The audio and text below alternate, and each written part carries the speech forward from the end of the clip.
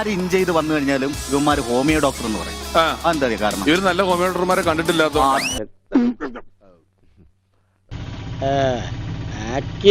പക്ഷെ ഇത് homeo doctor, ഇത് ശിശുരോഗ വിദഗ്ധൻ. ആശുപത്രി ഭയങ്കരം തന്നെ.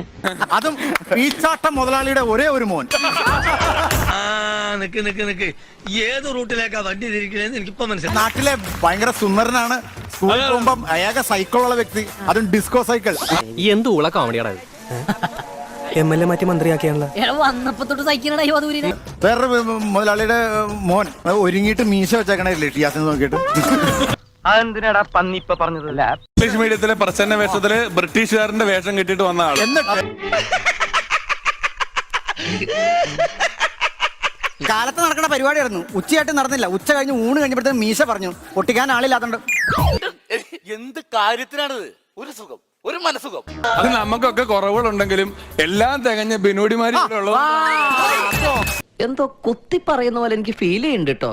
കുത്തിയില്ലല്ലോ, കുത്താൻ പോണല്ലേ ഉള്ളൂ. എല്ലാം തികഞ്ഞ ഡോക്ടർ അല്ലാത്ത, എഞ്ചിനീയർ അല്ലാത്ത, എല്ലാം തികഞ്ഞ ഒരാൾ ഇവിടെ ഉള്ളു. അതാണ്